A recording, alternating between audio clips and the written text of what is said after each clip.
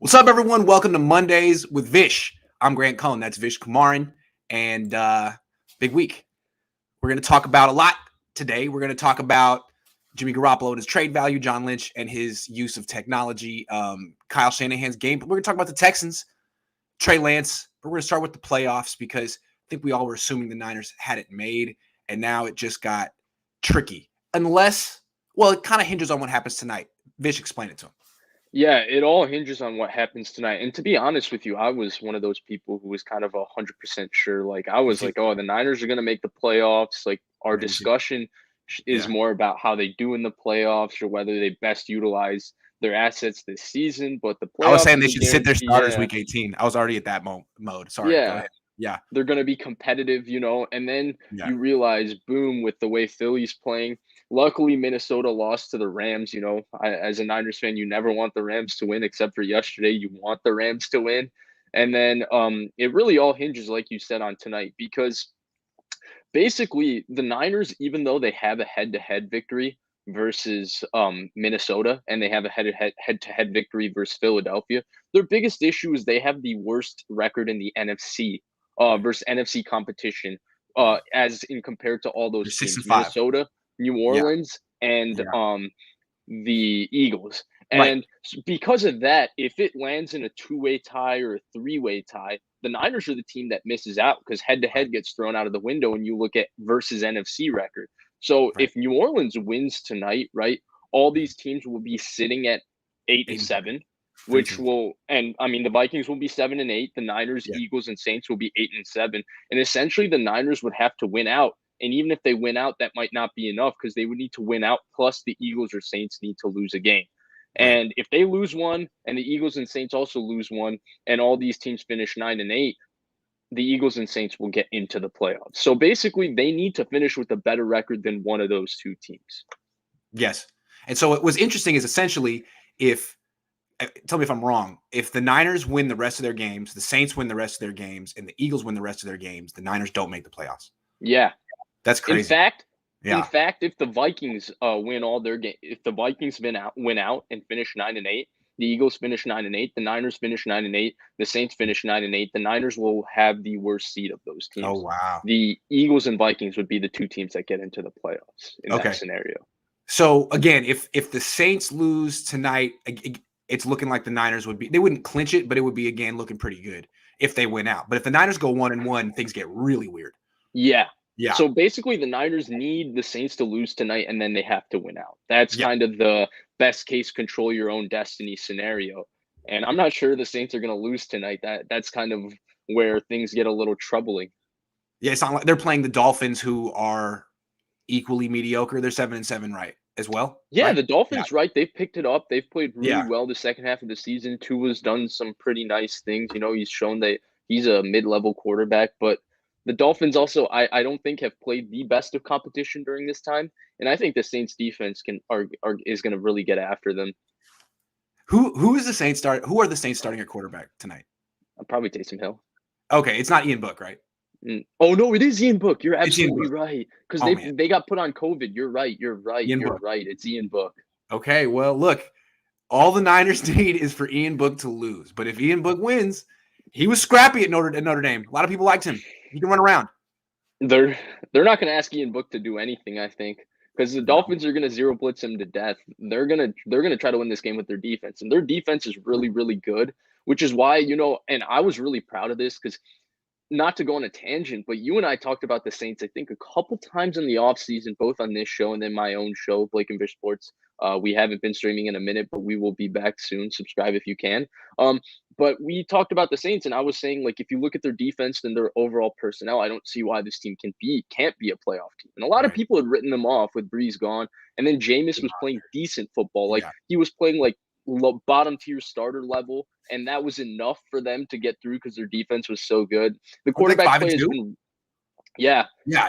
the Yeah. quarterback play has been really bad between Simeon, Taysom Hill, and I'm assuming Ian Book too, and it's Yeah. kind of disappointing. But this Saints defense is serious. Yes. They rush the passer. They're fast. They got some good corners. They got good safeties. They're really good. All right, let's take some questions and see how Niner fans feel after one loss and now they're 8-7 instead of 8-6. Eddie Marcos 916 says, "Fire Kyle."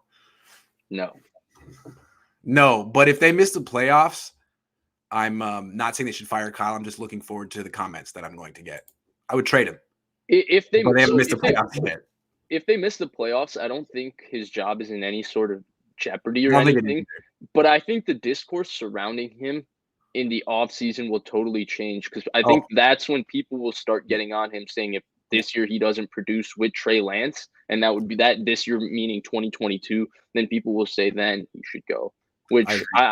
I still really like Kyle Shanahan, but I can understand why people would go towards that But direction. yeah, you're right. The discourse will change. Ivan says, Ivan makes a generous donation. Thank you, Ivan. Sirs11 says, Saints and Eagles have 2 week games left. Bye-bye playoffs. Thanks, Jimmy. Man, Niner fans are feeling a little upset this week. It's a rough week. It's a rough week. I mean, everyone thought the Niners were going to win this game, right?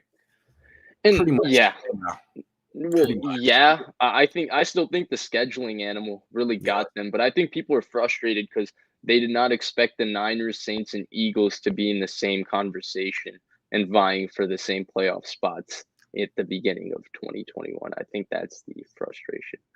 Jason Howard asks an important question. Does Jimmy G need to date adult actresses to perform in a high caliber? I don't know. That's a better question for Jimmy G. We'll have to ask. We'll have to get him on the record with that one. Mo Dollar says this team doesn't deserve to make the playoffs. That will only stroke their egos into believing they just got unlucky and they can run this back again. Ooh. That's a lot of truth to what Mo Dollars is saying. Yeah, I don't know if they don't deserve to make the playoffs, but the second sentence, I know what you mean. Mo. I feel you. I hope that doesn't. Vish has been very staunch in that that's not going to happen. That Revenge Tour 3.0 will not happen next year. I'm just a little bit more jaded than Vish, I think, and I'm with. yeah. Thank you, Mo. To me, Revenge Tour 3.0 cannot happen. It shouldn't happen. I don't think Revenge Tour 1.0 should have ever happened in the first place, but here we are at Revenge Tour 2.0. So I don't think Revenge Tour 3.0 will happen. Fingers crossed. All right, Jimmy Garoppolo. There was some momentum that he was gonna, take this team to the Super Bowl, maybe come back next year. Maybe he was boosting his trade value. I was a little skeptical, and then he did this on national television. This performance is going to stick in people's minds for a while, at least fans. Do you think he tanked his trade value with this stinker on national television? No. Why? He did not. Absolutely did not. I think this idea that he had somehow increased his trade value and people weren't aware of who he was because he had a strong stretch of football is an absolute farce in my opinion. In 2019, he had a same strong stretch of football and people still did not look at him as anything more than a solid starting quarterback. And I think you and I were really, really on this wave no matter what. In 2021, no matter how he was playing, that this is who he is. Yeah. You get a couple of good games from Garoppolo. Is he in contention for the Pro Bowl? I don't think so. Not that that's absolutely not the end all be all, but like he's not really looked at as a upper echelon player. No, he's a solid starter. That's what he is. And why is he a solid starter? Because he can have a couple drives where he looks very good, and he can have a couple drives where he looks virtually unplayable. And that's why the Niners traded up for the quarterback that they did. That's why the long-term plans do not seem to include Jimmy Garoppolo, in spite of the fact that he has a 30-14 or whatever starting record with the 49ers, and he has all of these accolades to his name, 2-to-1 touchdown ratio, in spite of the second in EPA for a play and all these statistics. There's a reason that the Niners still made this trade. It did not have to do with only injury. Injury was maybe a sliver, a 10-20% part of it. They did it because this is the volatile, inconsistent play that they continue to get from Jimmy Garoppolo. And I don't think he tanked his trade value at all because I don't think teams did you change your opinion of him, Grant? I mean, prior to this game, he had 18 touchdowns and 9 interceptions.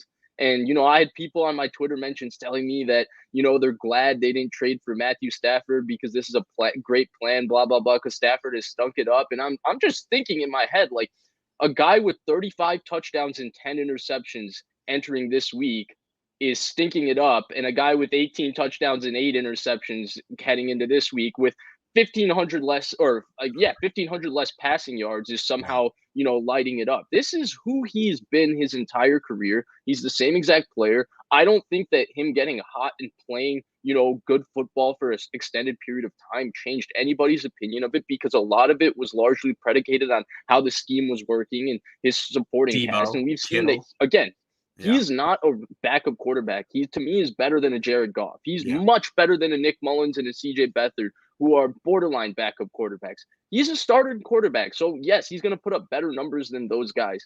But when you compare him to other starting quarterbacks, the throws he's asked to make, the reads he's asked to make, the things he's asked to do, it's all pretty rudimentary compared to those guys. And that's why I don't think his trade value changed at all. And I think what hurts it a lot is the success of guys like Jalen Hurts and Davis Mills. I mean, if you're a team looking for a quarterback and you see what the Texans are doing right now and what the Patriots are doing right now, wouldn't you say, like, instead of trading a pick for a 30-year-old quarterback who's still expensive and has injury baggage, why don't we just draft a quarterback? Because it seems like while we may not get a great one, we probably could get a good one, maybe not even in round one.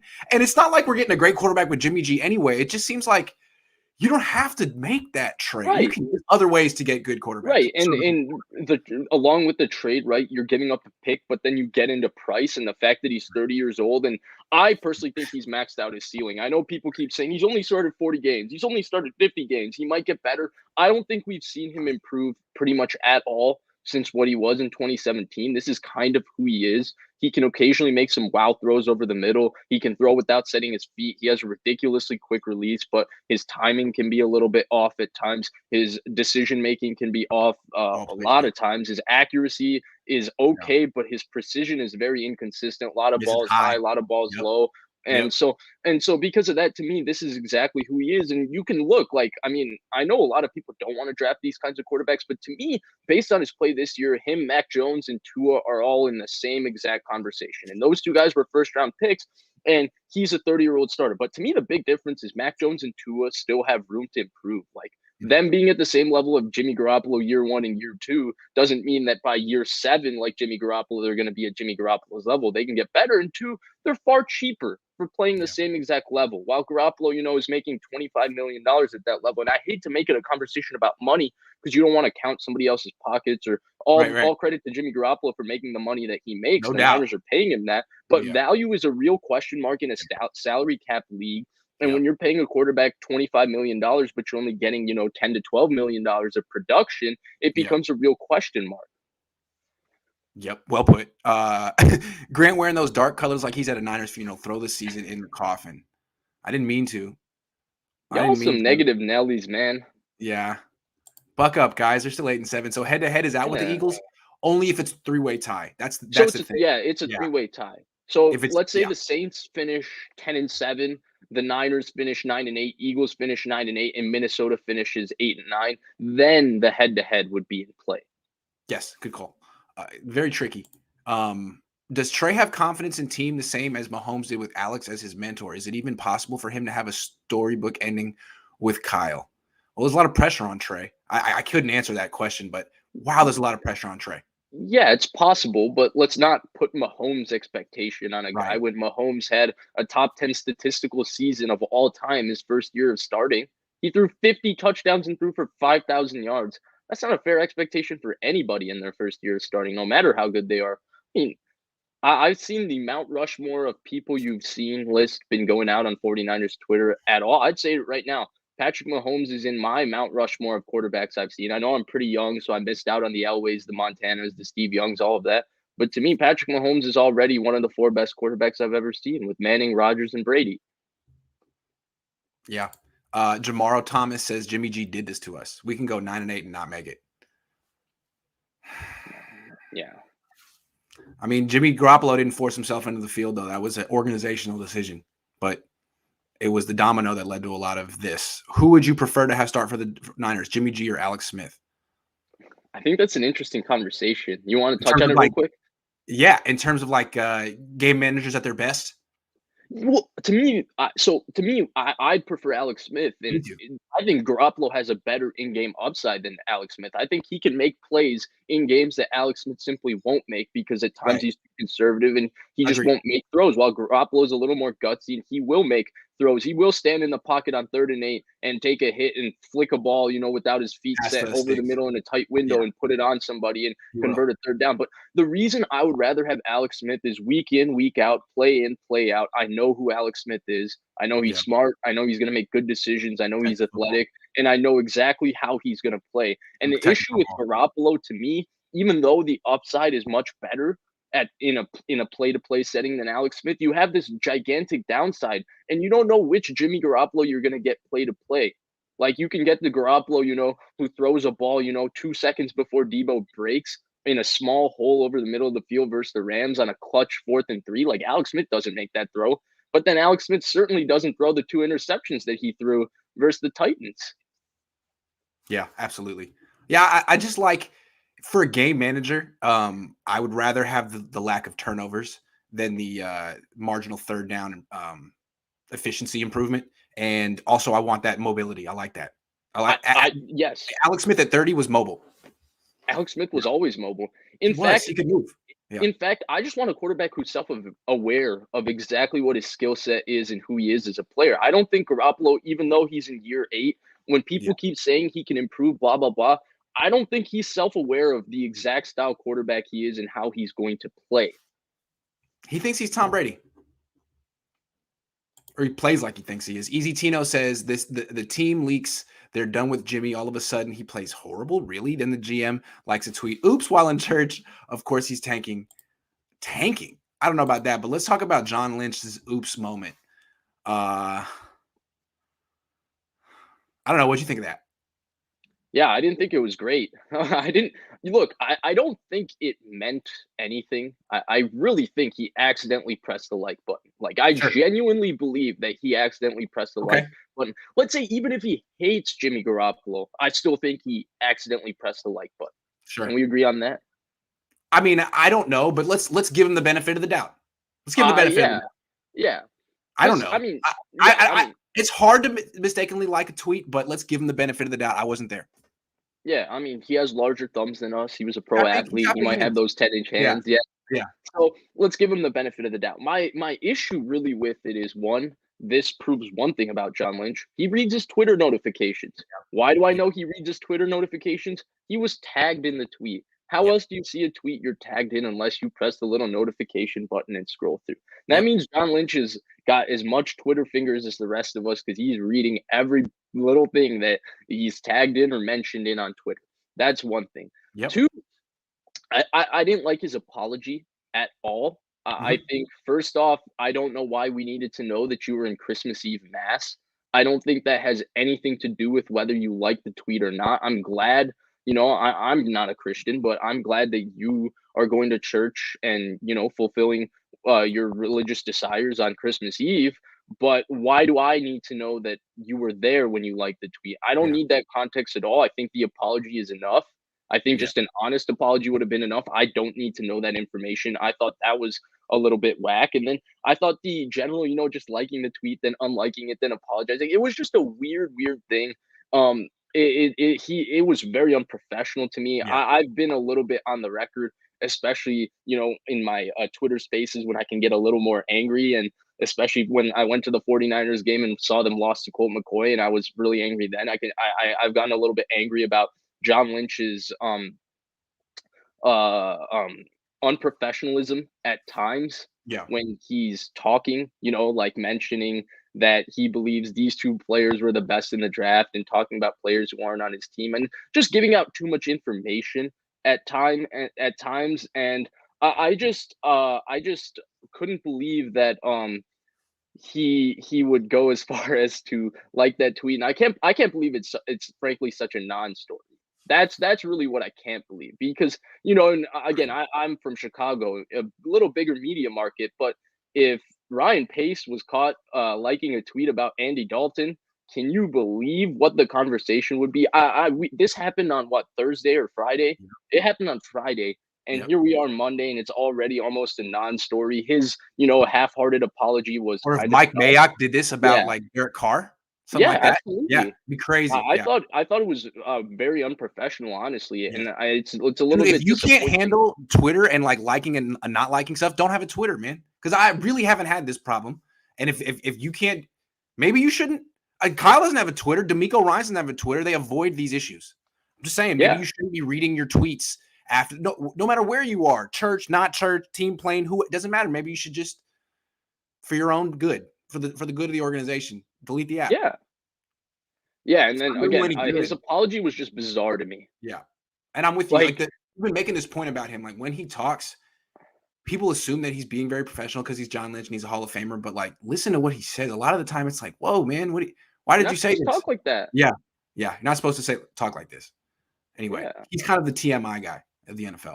A Too little much. bit, yeah, Yeah, honestly. And again, yeah. in this case, I don't understand for the life of me why he had to preface that tweet with what he prefaced it with.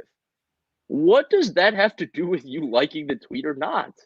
And again, like think about it. What if it were Debo Samuel who made this mistake, or D'Amico Ryan's, or anyone else lower on the totem pole? It would be scandalous. But it's John Lynch. He just got inducted to the Hall of Fame. We think we know him. He's so honorable. He's Captain America. He was at church. He gave an excuse. He said he's sorry, and so it's not a story anymore. But yeah, think about it. What he did, put it in context of anyone else. What if Kyle did this? Oh, What if anyone? What if Jed if did Kyle it? Shanahan did it, there would still be a larger outcry than there Oh, was for John Lynch. what if Because you know what? Jed did it? Kyle Shanahan's sideline reaction to that Yeah. fourth down play where Garoppolo and Ayuk had a little bit of a miscommunication, to me was trending and being discussed more than this John Lynch error, which, and to me, John Lynch's error here is 10 times more than a guy reacting to a play on the field while he's participating in the game as a coach. Yeah. Sirs 11 says, Steve Young, get out of the booth and finish the season for us. Hey, Jimmy, go to Houston. Houston has a quarterback already. Sorry, Davis. Yeah. I think I like Davis. Steve I like Young. Tyrod Taylor too. I like I Tyrod. would like the Niners to sign Tyrod Taylor next year. Good call. Good call. Philly plays Dallas week 18. I still see one seed still at play for Dallas. True. True. That should be a game that Philly loses, but you never know. Ivan says someone should disconnect the battery in Jimmy's car so he won't make it to the game on Sunday and Kyle could start Lance. Hey, why don't you tweet that to John Lynch and at him and see what happens? Lynch's Twitter gaffe reminds me of Tom Sula's infamous presser fart. LOL. Both sad symbolizations of the state of the franchise. No, Dollar I did a think good job. I think that the Tom Sula fart was a much more sad situation than this one. The Excuse Weekly. Editor Jimmy Garoppolo. I like that. The Weekly Excuse. That's good. Hey, Waruna, good to see you. Vish, did the Niners waste this season? No, I don't think so. I don't think they utilized this season as well as they could have. That's been my opinion from day one. I don't think you ever waste a football season though. Well, Jay Will says Kyle Shanahan said today that he wasn't aggressive before halftime was because he didn't want to give up a turnover. Wow. Yeah, that one was pretty obvious. Where did he say that? I guess I thought he mentioned that in his presser after the game itself. He was like, I was nervous about turning the football over. When you're up 10-0 on the road and you feel like the only thing that's been stopping you is your quarterback dropping back, why would you then in turn be aggressive with your quarterback dropping back? To me, that's a sound head coaching decision. Yeah, but then you ended up dropping back 37 times and running 21 times. John says Niners have the advantage. We get into a three-way tie with Vikings and Eagles. Key is to get Saints either win more or less than the Niners, Vikings, and Eagles. Thanks, Johns. Thanks. Not the way I understand it. If Yeah. the Eagles, Vikings, and 49ers get into a three-way tie, I mean, I thought. Yeah, you're right. I don't know. You're right. All right. After the game, there's kind of two sides of the Niners fan base. It's kind of divided. There's a civil war among Niner fans. And there's like it's pretty much pro Jimmy, anti Jimmy. And it was a tough week for pro Jimmy. And no one could defend Jimmy after this performance. No one was saying, hey, Jimmy didn't play as bad as you think. Everyone agreed on that. But I think the pro Jimmy stands really wanted to pass out the blame. And they're saying, yeah, Jimmy stunk, but what about the defense too?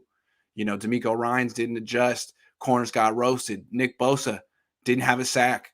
The defense couldn't stop them on 3rd and 20, whatever. All those 3rd and long conversions. The defense is just as. I mean, the defense gave it up at the end, right? The offense was clutch, and the defense was not. So really, it's the defense's fault once again, just like Green Bay Week 3. What do you think? Yeah, I don't understand it at all. I thought the defense played an outstanding game. First of all, Thursday night games are not made for defenses, especially Right. Thursday night games that are cross country on the road. Yeah. It's against a physical football team. If there's one thing you can say about Tennessee in both lines, they're very physical. They play a very physical brand of football. I mean, their defense was flying around and hitting all day on Thursday, and so it's not made for defense. That's one thing. Mhm. Before I get into my defense of the defense, quote unquote, I do want to say I thought the defense had two really, really bad plays in this game. The one was Arden Key jumping off sides on 3rd and 23. That should never happen. That was a bad play. And then the other one was the Ryan Tannehill run. K'Wan Williams, one of the surest tacklers on the team, Yeah. just getting juked in the alley and essentially missing. I mean, it won't go down as a missed tackle because technically he didn't attempt the tackle, but that's a tackle he should make for a 5-yard gain. He missed the tackle, and that was a bad play by K1.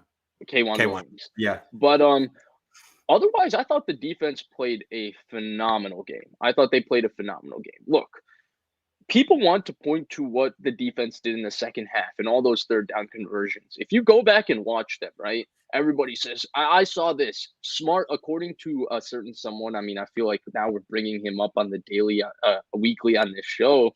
But he said smart football fans will see that only 7 guys had to cover 3 people. First of all, if you understand how zone defense works, when they went max protection, which was a 7-man protection, they did it the entire second half on drop back situations. Their entire idea was they know they can't block this Niners D line, so they're going to try to maximize the time for their quarterback.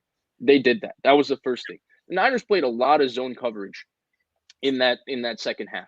They struggled to get pressure on those drop back 3rd downs. I know the Niners defensive line overall had a good game, but on those 3rd downs in specific, when they went with the 7-man protection, the Niners 4-man rush was not getting pressure. And when you have a quarterback with like Ryan Tannehill, who's 1, smart, 2, understands zone coverage, 3, knows how to manipulate space in a defense, and 4, will willingly stand tall in the pocket and wait for receivers to get open down the field and pull the trigger in tighter windows and make big time throws, you can convert 3rd downs even though it's 3 against 7, quote unquote, because Tannehill was creating space in the zone defense. He was using his eyes to manipulate that space, and he made a few big time throws. He had the out route to AJ Brown. That was a great throw. He had the one to the number 15. He has 2 names in his last name.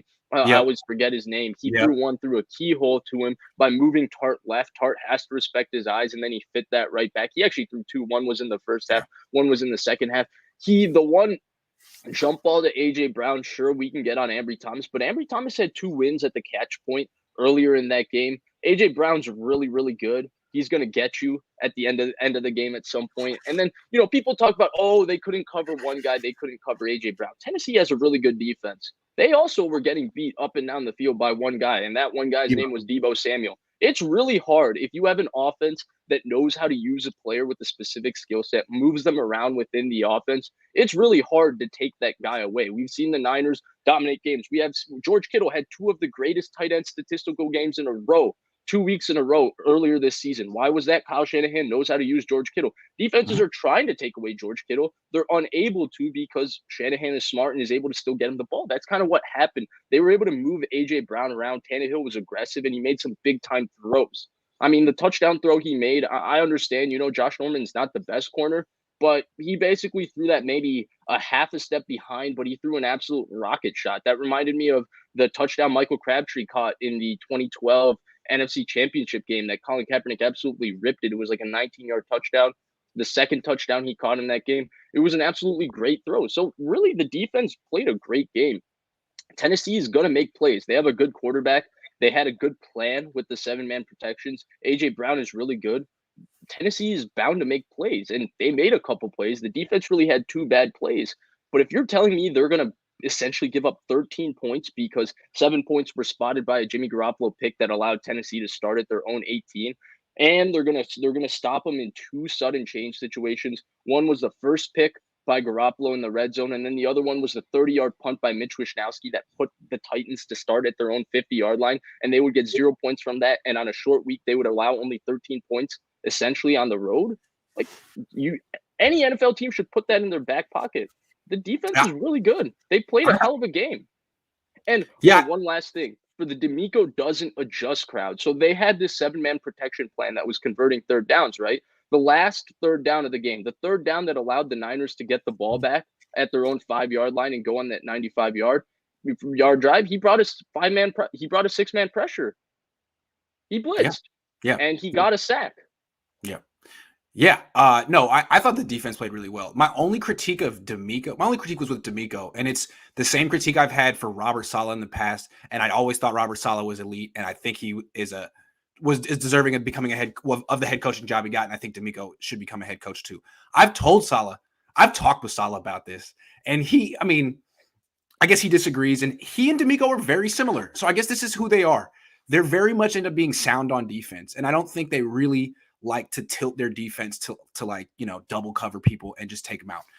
Like Vrabel in this game decided they didn't want Kittle to beat him, so they let Debo go off. But they were very, very conscientious of bracketing and just doing a lot of different things to take Kittle out. I think I would like to see both Saleh and D'Amico do that, because 16 targets for AJ Brown, can't you cut that down to 8? I mean, you can't shut down AJ Brown, of course, but 11 for 16. I mean, no one else is going to hurt you. That's the only thing. That's my only critique. But again, like as you pointed out, they essentially gave up 13 points. They really, really played well. I just think, and it goes for Saleh too. I've talked to him about it. I'd like to see them do that. No, and that's something that the Belichick tree is really good at. Yeah, no, you're absolutely right. They won't do something unconventional the way the Ravens tried to do 2 weeks ago against Devontae Adams, where you got two guys basically lining up over the top of them. That's not what they do. They won't do that. They did something similar, actually, the first third down that he converted to Michael Pruitt in the last drive. Before he brought the blitz and got the sack with Samson Ebukam, they did end up doubling A.J. Brown. A.J. Brown was lined up in the slot to the boundary, and Fred Warner basically got depth, and he dropped all the way through, and he was running a seam through the flat. And the issue was Fred Warner got so much depth that Ryan Tannehill just came down and threw a little shallow cross to Michael Pruitt. And, people got on Al-Shaair, but Al-Shaair is supposed to pass him off because ideally Warner isn't getting that much depth. But because A.J. Brown's been killing you, he did get that much depth. So, it is a cat and mouse game a little bit. I understand what you're saying, but also, sometimes how do you want to get beat with a good quarterback, they can make some plays. And watching Tannehill and Brown in person, Brown, oh my God, he's so good. And Tannehill, he's a really good compliment because I've watched a lot of Jimmy. Jimmy throws over the middle relentlessly. Tannehill can really put it out in the perimeter, and it's a very good compliment for A.J. Brown. Really, that team is good. And he stands tough in the pocket in terms of it can take 2-3 seconds, and he will stand tall in there, not lose his rhythm, and look to push the ball down the field. And that's why you can convert a 3rd and 11 because he trusted the max protection and he stood in there willingly and waited for things to develop down the field and was really patient. And, unfortunately, we haven't seen a lot of quarterbacks for the 49ers do that in our lifetime, but he played a hell of a game in that, I thought, in spite of his terrible yards per attempt for 3/4 of that game. Didn't turn the ball over. All right, let's answer some more questions. Official BNA Music 88 says it's sad to know that Jimmy could come to the line and point out the Mike linebacker pre-snap and still throw it to him, shaking my head. That was funny. Maybe he's calling his shot like Babe Ruth. Given the Niners' track record of assessing player value draft free agency, how confident are you in Kyle Lynch's ability to put the right pieces around Lance in 2022 plus? I mean, not super question. I think that's a question for March. Yeah. It's a question for March. I appreciate your $10 donation. I mean, obviously not super confident. If they could consolidate all their picks to the 5th round, maybe. But their record in round 1 is spotty at best. Day 2 is bad, aside from Fred Warner and Debo. So yeah, I don't know, man. Hey, those are 2 good ones to hit, though. But I've heard they've really been improving in their quality control. So maybe this year will be different. Oh, really? They fired you? Yeah, no, I think I got a better jacket. So. Oh, okay. Yeah. What corner should we get, draft or free agents? That's a March question, man. I haven't even looked at that. That's a March question. I'm sorry. But here's what I will say. Okay. So regarding the corner position, I think everybody just wants to, go get a serviceable starter at corner. To me, they already have one of those. They have one of those, and he makes the right amount of money for it, and that's Emmanuel Mosley. To me, the problem Yeah. with corner in the NFL is that there's very few guys who fit right where Mosley is. So I'd rather have them just develop younger guys who are a lot cheaper in their scheme because for all the hate Josh Norman gets within their scheme, with the front seven they have and the two safeties they have, Josh Norman is playing at league minimum about as well as a lot of corners who are playing for $5-6 million elsewhere. Because you're giving up plays on a week to week basis. I mean, ideally you want a Ramsey, a Jair Alexander, a Marlon Humphrey, a Marshawn Lattimore. You want one of those guys and pay them the big bucks. But to me, to get one of those guys, you got to draft them in the top 15 at the draft. I don't want to hear McBain says we need to stop believing in this team. Every time we start to believe, they pull this crap, man. Screw And Jimmy. every time you stop believing, they go on back. a little 2-game run and you're back. You'll be right back here, McBain. We'll talk to you in a couple of weeks. That's funny. Johns George says Vish head-to-head sweep applicable only if one club has defeated each of the other clubs. If one club has lost to each of the others. Oh, is that true? I don't know what he's talking about, but if it's a three-way tie, he was the one who said that if the Eagles, Niners, and Vikings have a three-way tie, then the Niners get in. But how would that work? Because I don't think the Eagles and Vikings played each other. Right. So it would go off NFC record, right? It would go off NFC because the Eagles and Saints played each other, and the Niners didn't play. The Niners played the Eagles, but they didn't play the Saints. And if the Eagles, Saints, and Niners had the same record, it would go off NFC record. So I'm assuming it would be the same thing for Eagles, Vikings. And that's the way I think. David Sir says the timing of Jimmy's second interception basically gave the game away. Completely took the little momentum we had left. Defense was gassed. Yeah. Yeah. Yeah. Yeah. And he threw one that got dropped right before then. Chaz says Texans look pretty good last game. I think they want to play spoiler versus us this week. And I think we get to see Lance if Jimmy stinks it up again. Okay. I wanted to talk about if Jimmy stinks it up again, they probably lose. And if they probably lose, I do think we see Lance week 18 no matter what. Because if they lose this week, I think we can pretty much write him off, right? Yeah. If they lose this week and New Orleans wins today, I think we can write him off. Yeah, I think you're probably right. Alexander Ryan says if the Niners make the playoffs, can't see them staying out of their own way for 4 games. This team makes me want to tear my hair out. That's the thing about them. Like, once a month they're going to get in their own way at some point. Yeah, they're going to find a reason to beat themselves, and then they'll. Darnay Harvey says 3-way tie. SF NL Philly. SF is out due to worst conference record. Though SF beat Philly. Philly is in because of better record versus common opponents. Correct. Thank you. Conference or division? Conference. Okay. Frederick Peterson says, late as usual, I have to watch Jimmy smile one more time after an embarrassing loss. If I have to watch Jimmy smile one more time after an embarrassing loss, I'm going to lose it. God, I can't wait till he's gone. Yeah, I don't know what it is about Jimmy, but I think he just kind of smiles all the time no matter what. That's what, but he just like, it's funny because people get on him, but it's not like he's one of those guys who gets overly enthused after the win. It's just kind of an absent-minded smile. Yeah. Do you ever know people who kind of laugh for no reason? It's kind of just like it's a nervous, It's a nervous smile. It's a nervous, I have no idea. V. Flynn says, I think Jimmy is showing he's consistent at being inconsistent. Our defense loses confidence. We had so many blown stops. Confidence. Also, I think you lose some energy. Like, you're exhausted. It takes more energy to play defense than offense. I think. I didn't play football. If Saints win tonight, should the Niners start Lance for the last 2 games? The Saints win tonight. I think it's a little late to make that. But as you said, if the Saints win, the Niners lose, then maybe week 18, yes. Yeah, if the Niners lose to the Texans, to me, Lance should be playing no matter what in week 18. Because that's kind of your referendum. The season is done. You just put Lance out there and you see – and it's not just Lance. Trey Sermon has to play a lot of snaps. Ambry Thomas, Diamador Lenore. Don't play Josh Norman. Even though Josh Norman, because you need to see who are your pieces for 2022. That decision needs to be made. And so you need to just put them out on the field and see how they play. Easy Tino says the Niners are going about the cornerback position wrong. Look for wide receivers who can go both ways, pause, and then turn them into Sherman Diggs.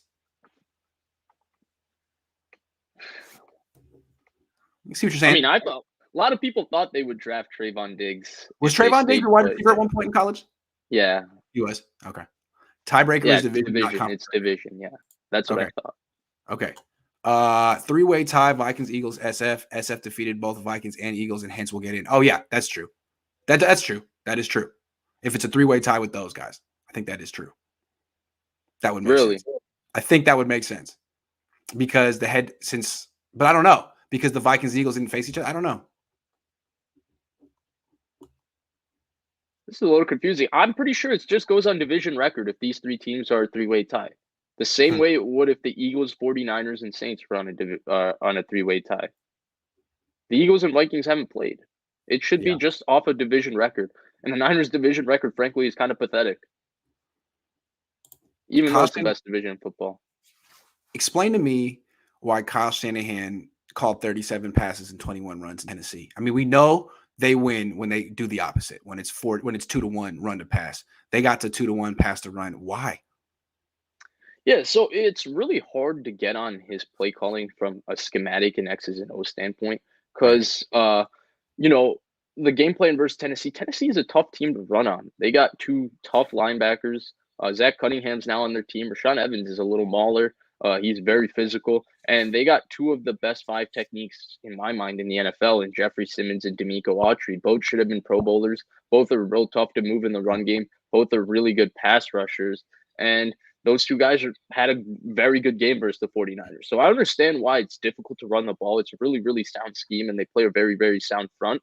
But to me, the reason the game plan becomes so lopsided is because Kyle Shanahan, to me, is one of the best play callers in the NFL because he always makes a very efficient decision. He understands what the defense is doing. He understands what kind of looks he's getting, and he makes the most efficient play call based on solely what the defense is doing, which to me is a great mindset as a play caller because that's why, the Niners EPA per play is so high because Kyle Shanahan just knows how to call plays against the types of defenses he's getting. So I think the product of them throwing the ball I'm averaging 3 yards a carry running the ball. I'm not going to have an efficient offense, so I got to throw today.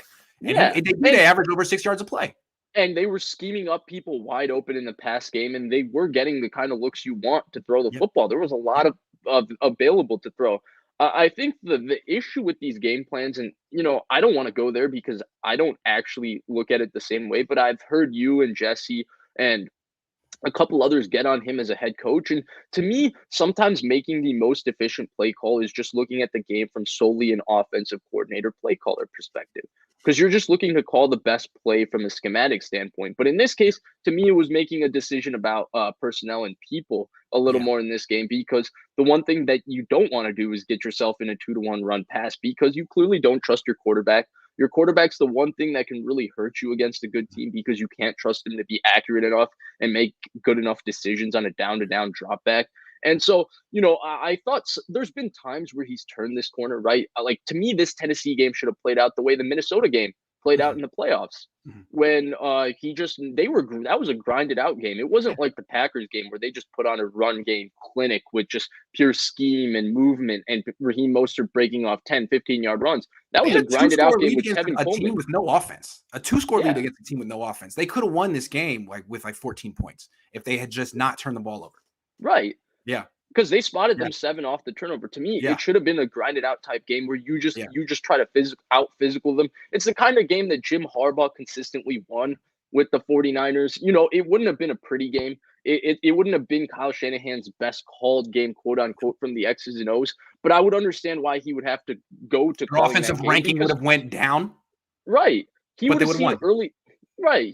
But you could see early in this game, right? The one thing that was going to kind of hurt them was Garoppolo because the miss to Juszczyk, that's inexcusable when he misses a throw like that. And when he misses a throw like that, to me, you should be nervous about putting the ball in his hands. And then the touchdown to Kittle, I understand that he wanted to give Kittle a chance. Look, Kittle never won on that route. Maybe Kittle could have given more effort on that route, but Janoris Jenkins was all over the little swirl route they ran in the end zone, same route that Brandon Ayuk caught a touchdown versus Green Bay. Jenkins bodied him to the spot. Garoppolo had a clean pocket. It was 2nd and goal from the 9. I mean, an opportunity ball there when Jenkins has complete positioning. I don't understand what he was looking at. Maybe you throw it. Maybe Kittle wins that another time. But in that case, Jenkins was all over it. To me, I thought it was a little bit close-minded from Garoppolo to say that he would have thrown it no matter what. But I guess that's who he is. But to me, to me, the game plan versus Tennessee, while it was a great game plan and it was a really, really well called game from a pure X's and O's standpoint, from just a pure could they win the game standpoint, I think that's where maybe you just don't want to have the game in Garoppolo's hands. Because really, I mean, he led them down, I know, 95 yards, quote unquote, at the end, but really it was one game breaking play by a game breaking player in Debo Samuel, which he pushed off on, by the way. So I know a lot of people were up in arms about the A.J. Brown, Jimmy Ward, which to me should have been pass interference on A.J. Brown. In this case, they got it back because Debo Samuel pushed off. And Debo Samuel did something freaky where he caught a ball which was actually high over the middle, regained his balance, and then just took off and basically outran their defense and put the ball at the 3-yard line. So that's kind of my take on his game plan. Like, you can't fault it, right? You can't say it was wrong, but I think just trying to grind that game out and just trying to do what he did versus Minnesota, which was 4 yards, 3 yards, just out physical them. Do not put the ball in Garoppolo's hands might have been the better way to go. Of course, I have the hindsight bias of watching Garoppolo really stink it up for a lot of this game, but yeah.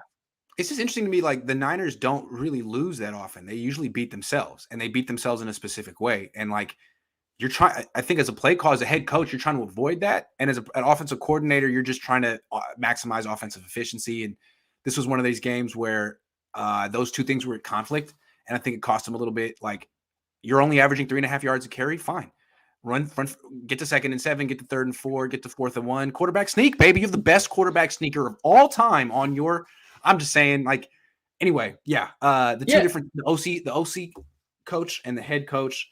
You got to have the head coach hat on, Kyle. And look, if you had Matt Ryan, you could call those passes. You could call however you see fit, but you don't. That's why you brought in Lance. You don't trust Jimmy. It's why you ran the clock out at the end of the first half. In the Super Bowl too, you don't trust Jimmy. We know that. So don't do this.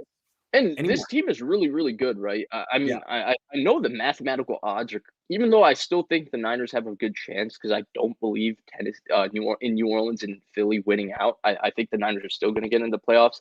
This team is still really good, right? It's really good to the point that, before the show and before we saw the playoffs odds this weekend, a lot of us assumed they were going to make the playoffs. And a lot of us felt, looking at the rest of the NFC, that because of the talent they have in the entire roster and personnel and the coach they have, they could make noise, even with Garoppolo being, what he's been this season, which is mostly up and down. But I do think it does get to a point where they do have to go a route to beat some of these good teams that they did in 2019, and that's not put the ball in his hands. Last week the Niners odds of being a wild card team were at 90. Now it's down to 62. Very interesting. Still above 50. Not bad. Yeah, still above 50. Not bad. Yeah. Last Second Sports. Jesse, what's up, man? Says all three teams have to play each other for head to head. That's what you were saying. Yeah, that's what I thought. Joshua says y'all are missing it. Each seed has its own tiebreaker. If there is a 3-way tie, the Niners get in unless the Saints are involved. Maybe. I mean, maybe. I thought of it the same way Jesse did. So, all three teams don't have to play each other for head-to-head sweep. Head-to-head sweep applicable only if one club has defeated each of the others, or if one club has lost to each of the others. Okay.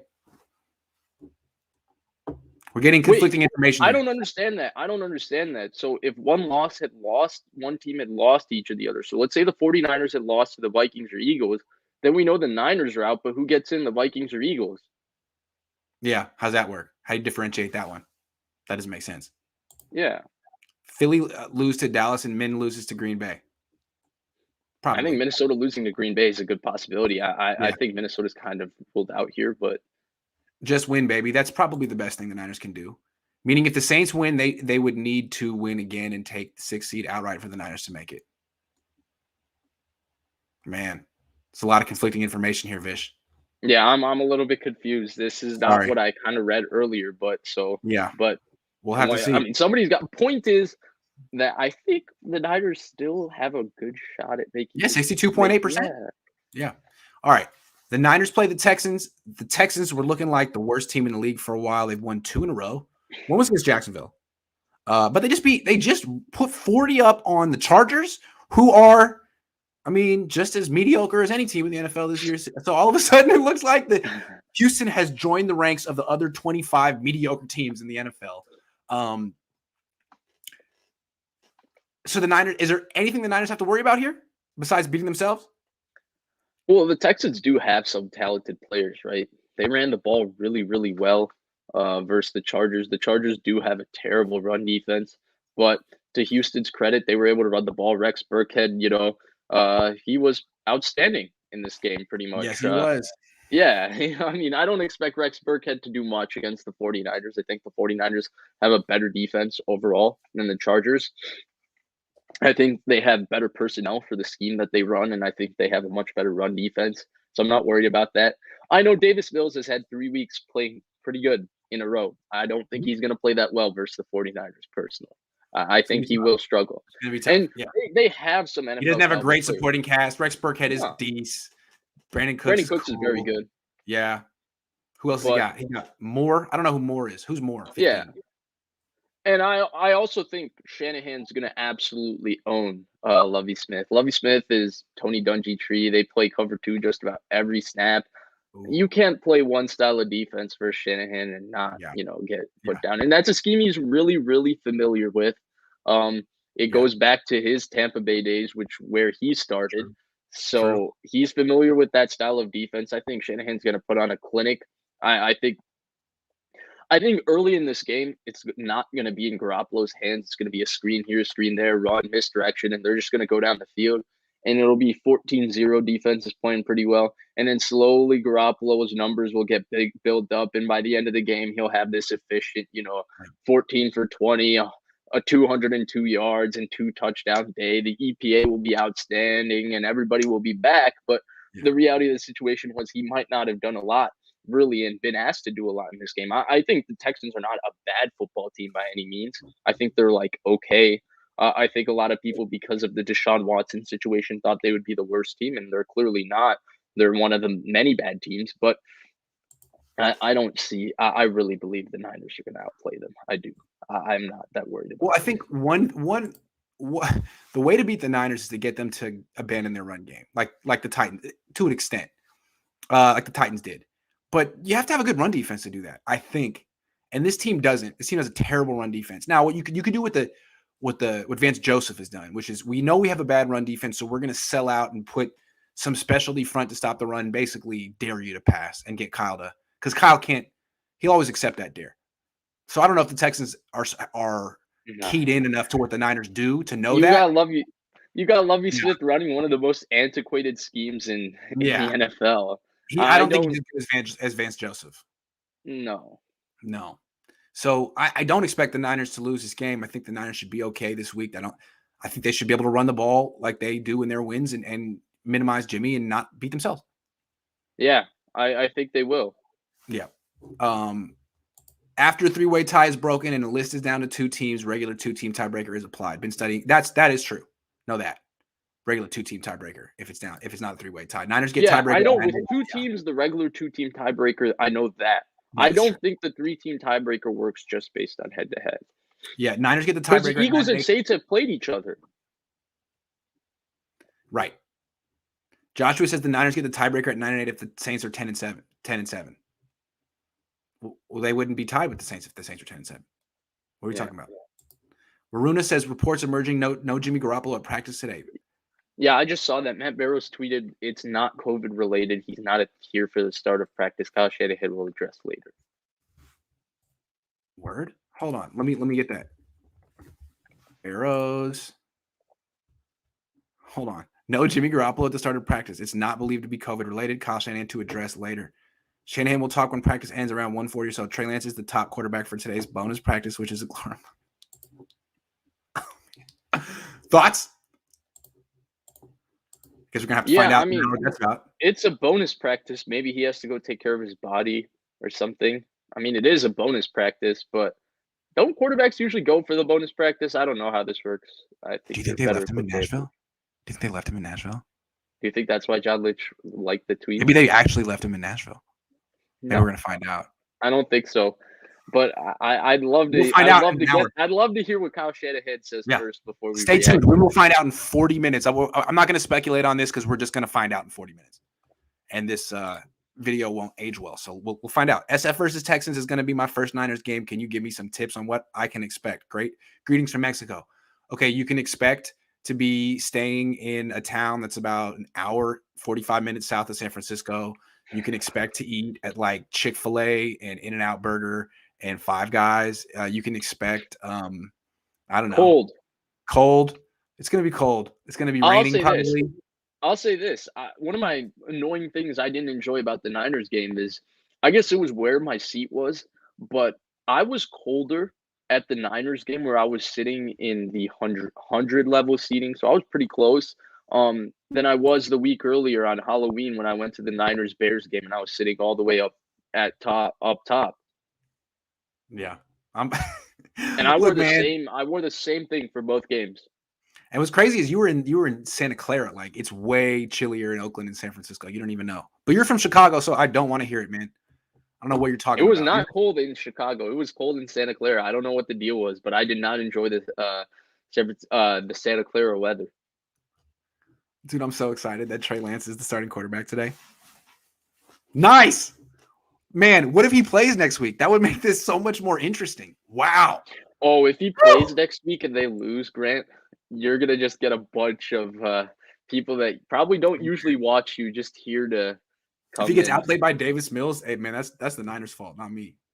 Okay, let's talk about it. So, on the one hand, you got Davis Mills, who started 13 games in college, was a third-round pick, went to the worst team in the NFL. Pretty much everyone said, boy, sucks to be that guy when he got drafted. And then when he had to play a lot this year, he's pretty much in the situation that Niner fans are saying Trey Lance needs to be shielded from. Can't throw a player onto the field his rookie year with a bad team. He'll get ruined. So far, that hasn't happened with Davis Mills. He just beat the Chargers last week. He's played well for about a month and in a row. He played well against the Patriots 2 months ago. Played well versus Seattle. Pretty much the opposite approach Houston took with him that the Niners are taking with Trey Lance. What do you think of that dichotomy? I mean, I don't think much of it. I've told you from the beginning. I think that people give too many opinions on this, on what is good for quarterbacks development when there's no statistical evidence or any sort of evidence that tells us what is good or what is bad. Well, you made a point. You've always made this point. I've always found it really interesting. People say, like, you always say, give me one example of a quarterback who would have been great that was quote unquote ruined by playing too early. Give me one example. Can you? I don't know the example because the ones that, played too early and maybe got affected, like Alex Smith, come back and if they're actually good, they're able to resurrect their career. And if they're bad, they're always bad. Like Joey Harrington was just bad. David Carr was just bad. Yeah. To me, and this idea that, that you might ruin them mentally or whatever, I don't understand that because to me in the NFL, nobody has just a upward slope of ascendancy their entire career. There's ups and downs, and you're gonna have peaks and valleys throughout your career. So if you're unable to react to the valleys, no matter what, you're not going to be a great player to me. If you're shielded from the valleys year 1, year 2, year 3, that's going to come. And if you get exposed year 3, then you certainly won't be a very good player, in my opinion. Troy Aikman went 1-5, his 1-15 his rookie year, and won a Super Bowl 2 years later. He wasn't crushed by losing all those games. It was actually beneficial. Yeah, and look, that's what Davis Mills is doing right now. He's 1-9. Yeah. And there's examples of Paxton Lynch and Jake Locker who did not play, who were sat, looked at developmental guys. They never developed. JP Lossman, you could say another guy in that boat. And of course, there's the Mahomes example of a guy who did sit. It was beneficial. He was outstanding from year 2. Then there's examples of guys been good rookie year 2. Right. And there's examples of guys who also started from day 1, and they probably would have been great if they sat. Rodgers would have been good had he started from day 1 too. I saw Rodgers at Cal. He was amazing no matter where he held the ball when he was setting up. He was amazing. Aaron Rodgers. Yeah, and people say like, oh, but I can give you 10 examples of guys who started early and did not succeed. But I could also give you 10 examples of guys who started early and did succeed. I can give you 10 examples of guys who sat early, did not succeed. But I can also give you 10 examples of, or maybe like 5 examples of guys who sat and did succeed. So there's no way of saying what is good for a quarterback's development. Like, I don't think we can make any striking claims here about Trey Lance because we've seen Davis Mills play. We've seen him basically go through a lot of this year because Tyrod Taylor got hurt. It's been some good, some bad. It started off really bad, and now he's gotten better. And I think that's the key. He's been getting better, and we're able to visually see that. We have not been able to visually see Trey Lance's improvement, but they're saying it's happening in practice, right? Fred Warner totally unprovoked made the comment about, how he's tearing them up. Matt Mayoko said the higher up, he talked to someone way high in the Niners organization who said that he's been phenomenal in practice. He won the practice scout team player of the week. So there is the Niners are giving you information that this improvement is happening. We're just unable to see it. I don't think we can make any claims, but I'm so sick of people telling me you can't play someone because, if you play him, you might ruin him. Well, if he gets ruined, he was never that guy to begin with. And I think what we're seeing in the trend in the league right now is what Houston's doing, what New England's doing. And this trade for Trey Lance will be worth it if Trey Lance ends up being a top 5 quarterback in the NFL. And what's cool about him, why I like him so much, is he does have the talent to do that. Not saying he will be that, but he does have that upside. But what you can do if you, instead of trading 3 first-round picks for the opportunity to maybe get a top 5 quarterback, you can chill and get a good quarterback at the 15th pick in round 2, in round 3. You can get these guys. So it's interesting, and you can play them right away. And of course, Houston's losing, but they're not losing because of Davis Mills. They're losing because they're not very good, and next year they'll be better. Yeah. And I think Niners fans are maybe a little bit scarred from the CJ Beathard experience when he had to play early, but Beathard isn't even in the same stratosphere when it comes to how touted they were in talent and anything. Beathard was a 3rd-round pick who could maybe develop into a starter. Lance was drafted as a 3rd overall pick because you think he's going to be a franchise quarterback. Then the Alex Smith example Davis gets Mills was a thrown 5-star recruit who was only knocked because he lacked experience. Didn't matter. Yes. I mean, he was touted as the next Andrew Luck when he first got to Stanford. Big deal. Yep. Yeah. And, the Alex Smith example gets thrown out. He had the 1 touchdown, 11 interception rookie season. But if you look at Alex Smith's second year, the 1 year he basically had structure pre-Harbaugh with Norv Turner.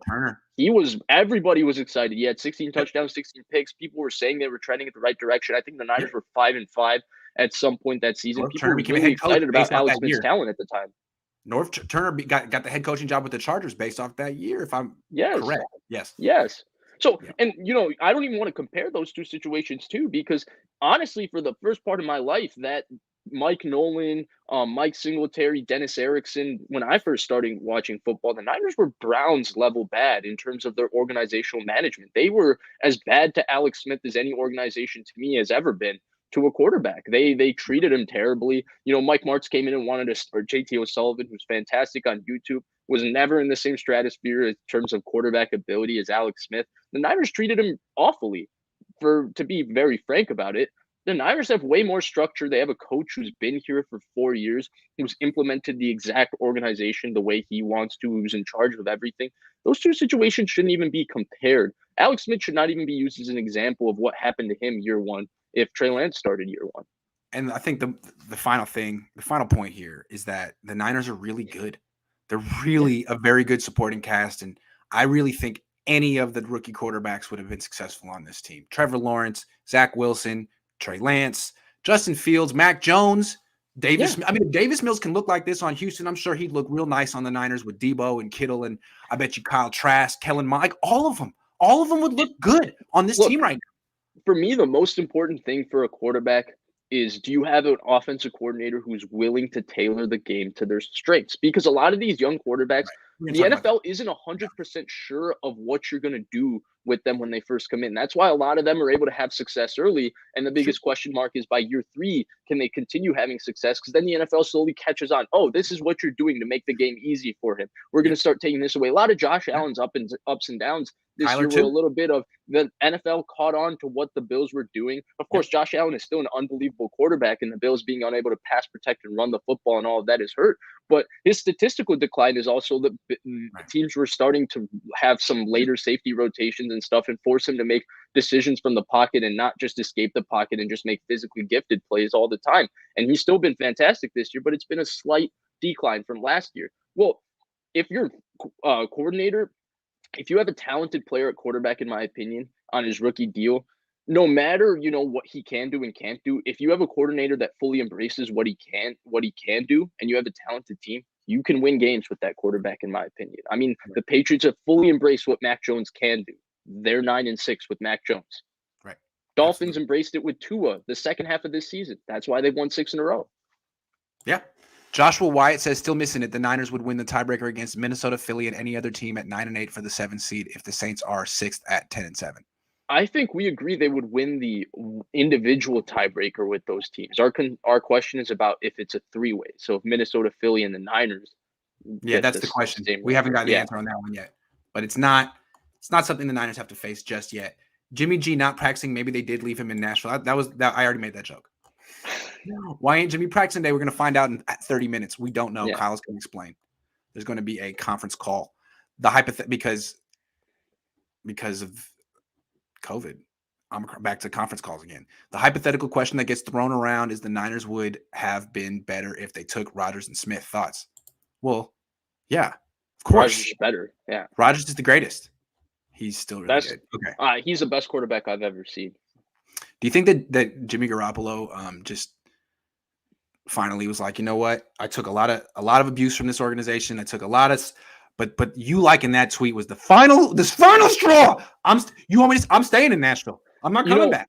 That's the first thought that went into my mind, that maybe he's not coming to practice because of that. But I just don't believe Jimmy Garoppolo to be that kind of guy, especially at the point of the season where the Niners are really, No, pushing for the playoffs. They got to win these next two. I cannot see him doing that. We'll find out soon. All right, last topic. We just compared the development of Lance to Davis Mills. Another comparison that's interesting is Jalen Hurts, because Jalen Hurts is also 8-7 right now in Philly, just like Jimmy Garoppolo is. And I think a lot of people have asked, well, couldn't the Niners be 8-7 with Trey Lance? And it's hard to know, but Jalen Hurts is very similar to Trey Lance, probably not as gifted, probably not as polished in terms of the offense they were running before this year. And man, he's having the same amount of success as the Niners on maybe a team that's, I wouldn't say the Eagles are more talented than the 49ers. So Philly's really talented. Philly is really talented, but so are the Niners. So anyway, yeah. Could the Niners have done with Lance what the Eagles are doing right now with Jalen Hurts? I believe so. And my point when I made this comparison, it's really hard to do this kind of thing on Twitter. But what I was trying to say was not that Jalen Hurts equals Trey Lance, but more so point out how, Jalen Hurts has a very specific skill set. He has a lot of limitations, though he's improved on those limitations. Yes. But if a coach is willing to embrace his strengths the way Yes. Nick Sirianni has, and the strengths of their team, which is really their offensive line, Lane Johnson, Jason Kelsey, and Jordan Mailata, that's pretty special. That's three special guys you have up front. Especially in run blocking. Successful. Especially in run blocking. Yeah. You can be really successful, and that's what Philly's proving this year. They are a successful football team in spite of the fact that, we really thought they're rebuilding because they have 3 first-round picks next year. They have an opportunity to really build a juggernaut again. And what do they do? Halfway through the season, they decided we're a run-first team. This guy can help our running game. Instead of making him throw 35 times a game and be someone he's not, so he can in the name of development, dude, just freaking run, and you can develop along the way. Do what you do best. Because you saw the way Gardner Minshew tore it up. At the beginning of the season, they did try running a lot of the pass game that, Nick Sirianni's familiar with, that Frank Reich likes. And at this point in his career, though, I think he's getting better at a rate that I did not expect. Jalen Hurts isn't comfortable, making accurate throws and good decisions from the pocket yet. Right. Though he can make a lot of plays from outside of playing from the pocket. Technically, he can make plays. It's not, perfectly X's and O's where he looks left, comes back right, and throws a 12-yard strike. It's a little bit different. It's a little bit more broken down, but you can have success if you embrace what he can do. And what he can do is, one, he's supposed to be have amazing intangibles and be an amazing competitor. We've seen that. He's supposed to be an amazing leader. We've seen that. He's a phenomenal athlete, phenomenal runner. Yes. And he's just a playmaker. He will make a few plays in a game in spite of these limitations we've talked about. And he's also getting better. And my point with this tweet was, I look at Trey Lance and I think he's way further along in terms of his polish and refinement playing quarterback than Jalen Hurts was. There's a reason Lance was drafted 3rd overall and Hurts was drafted 53rd overall. And I understand a lot of people look at Jalen Hurts' starts, right? He started 2 years at Alabama. He was a Heisman finalist at Oklahoma. He started a year there. He won a national championship as a true freshman with Alabama. And people look at that resume and compare it. But look at it this way. Jalen Hurts played more in college than Mac Jones. He played more in college than Joe Burrow. Those three names are not in the same stratosphere in terms of their polish and development playing quarterback. Like in his 17 games, his 1 year of starting, Trey Lance showed more in terms of being able to operate within the structure of the pocket and make decisions in ways that Jalen Hurts certainly didn't. And Jalen Hurts didn't even show that in his first year in the NFL as a rookie, which is why a lot of people were skeptical of the Eagles moving forward with it. And my point was, I understand Trey Lance has a lot of things raw still in his game. We saw it in the Cardinals game. There's rawness. We saw it in preseason. There's rawness. We saw it in a half with Seattle. There's rawness. There's some inaccuracies with his throwing. There's sometimes, he doesn't make the perfect decision where you have a 5-man pressure and he goes hot. He misses his hot route, though. I'm going to whisper and say Jimmy Garoppolo does that too. But Garoppolo is further along in those areas compared to Trey Lance. But Trey Lance does have a special athletic skill set, and he does have enough, from the pocket where Kyle Shanahan has talked about. You think he can eventually get refined and become very good from there. Maybe you want to start him only when he's refined and excellent there. But if they started him day one, I don't understand how people think that their record would change. Because if you embrace what he does, if you embrace his athletic skill set, if you embrace him as a playmaker, and first of all, he's just more athletic than Jalen Hurts. He's got a stronger arm than Jalen Hurts, and he plays better from the pocket than Jalen Hurts. Like, we've seen those examples already. Like, I don't see why not with this team. The best duo of weapons in the NFL, to me, Kittle and Debo is now a step above Kelsey and Hill. They passed them up as the best duo of weapons. This defense, I don't see why people can immediately just say, oh, they wouldn't be good without Trey Lance. Because if you embrace his skill set and see what he could do, they could be good. The old school reason to sit a quarterback is like he doesn't know the system yet. Like, he's got to get the system down so he can execute it perfectly. But what you do now, the trend now is to take a quarterback who can move, and you can play him from day one. And while he's learning your system, he can run around and enhance your run game. Yeah. Which is how you win. I mean, you can control the clock. It's how the Niners win. All of a sudden, you're a run-first team. Now you're a better run-first team. I mean, the Seahawks did this 10 years ago with Russell Wilson before he was really the quarterback he is now. Yes. I mean, the new look in the NFL it's really based on two things, right? One, you have 4 years of cost control with your quarterback. So you want to try and maximize those 4 years because with your quarterback on a regulated cost, you can build the best team possible, and you have 4 opportunities if you have a talented player to win in the NFL.